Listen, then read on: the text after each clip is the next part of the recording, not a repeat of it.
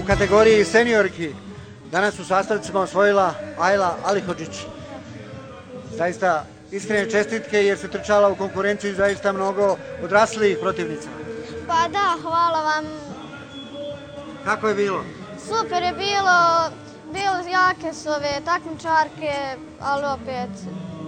Ali ti imaš izgleda atletske gene u nogama, a? Pa izgleda. I ti se baviš, treniraš atletiku, je li tako? Da. Jel ti prvi put da nastupaš u sastavcima? Jeste, prvi mi je put ovde. Jel ti se dopalo danas u sastavcima? Jeste, mnogo je bilo zanimljivo. Drago mi je što sam upoznala nove drugare i družili smo se. A mi ti želimo da do godine budeš prva i da nastaviš tako. Hvala.